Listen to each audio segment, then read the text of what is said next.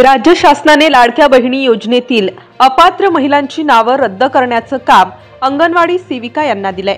मात्र या कामात राज्य सरकारला कुठलीही मदत करणार नाही अशी भूमिका अंगणवाडी सेविका कर्मचारी संघटनेने घेतली आहे। राज्य शासनाने वेळोवेळी आश्वासने दिली पण त्याची पूर्तता मात्र केली नाही। तसेच लाडकी बहीण योजनेचे फॉर्म भरून घेण्यासाठी 50 रुपये प्रति फॉर्म मंजूर केलेली रक्कम सुद्धा अद्याप मिळालेली नाही। त्यामुळे राज्य शासनाच्या कुठल्याही कामात मदत न करण्याचा इशारा अंगणवाडी सेविका कर्मचारी संघटनेने दिला आहे। आपल्या मागण्यांच्या संदर्भात महिला कर्मचाऱ्यांनी भव्य मोर्चा काढला। अमरावती विभागातून शेकडो महिला या मोर्चात सहभागी झाल्या होत्या। यावेळी या अंगणवाडी सेविकांनी रास्ता रोको आंदोलनाचा प्रयत्न देखील केला, मात्र पोलिसांनी वेळीच हस्तक्षेप करून महिलांना बाजूला केले।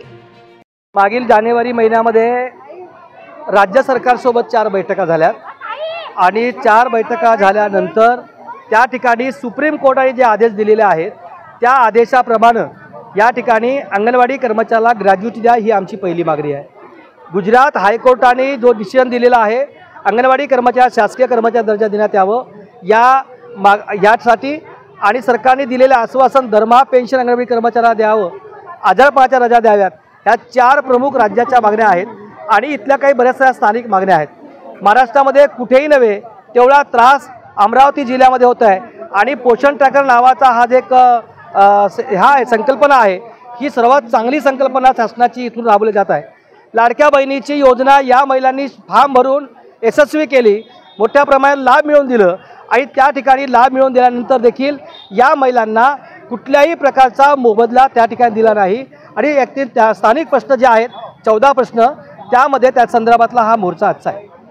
अंगणवाडी सेविका आणि अटक संघटनेचे सचिव आणि हा जो मोर्चा आहे ज्या सरकारने आम्हाला म्हणजे पेन्शन ग्रॅज्युटी आणि आमचा तो ग्रॅज्युटीसाठी हा प्रश्न मोठा होता सर आणि आम्हाला हा हायकोर्टाने निकाल दिलेला आहे का गुजरात सरकारने का तुम्हाला आम्ही ग्रॅज्युटी देऊ, मग आजपर्यंत तरी आमचा ग्रॅज्युटी दिलेली नाही आहे। त्यामुळे हा सगळा आक्रोश मोर्चा आहे आणि ह्या बायांचे भरपूर प्रश्न आहे, स्थानिक इतके प्रश्न आहे। आता जो आम्हाला मोबाईल दिलेला आहे तो जो मोबाईल दिला सर तो मोबाईल काहीच कामाचा नाही आहे आणि तो मोबाईलमध्ये आता आम्हाला नवीन सूचना आहे का तुम्ही त्यांना GPS कार्यालयामध्ये फोटो काढा, त्यांना जेवणाचे फोटो काढा, नंतर सुट्टी झाल्यानंतर त्याचे फोटो काढा आणि आमची वेळ जी आहे अंगणवाडी सेविकाची ती आम्हाला 5 पर्यंत दिली आहे। कोणतेही आदेश नसताना आणि आम्हाला जबरदस्ती हा तिथं बसावं लागतं हे कुठपर्यंत योग्य आहे।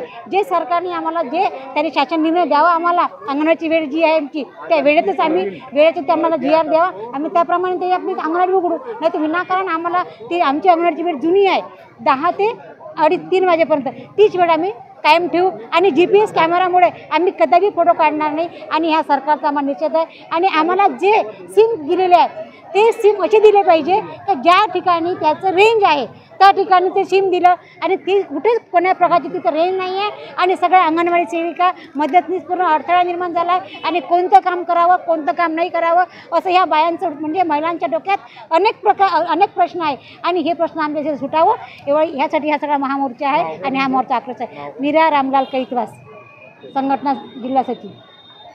अशाच वेगवान घडामोडी पाहण्यासाठी आमच्या चॅनलला लाईक व सबस्क्राईब करायला विसरू नका।